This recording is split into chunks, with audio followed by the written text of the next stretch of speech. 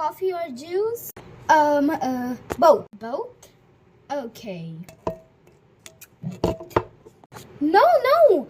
Like any of them. Any of them? You means either. Right. Either. Okay.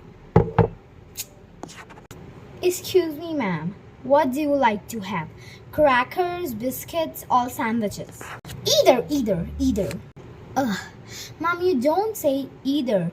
There I can say you 3 items, not 2 items. If it's 2 items, you say either. But if it's more than 2, you need to say any. Okay. Crackers, please. Here are your crackers, mom. Thank you. You need to pay $50. I don't pay it. I don't want to eat this. Take. Sorry, we can't take now. You can't take this?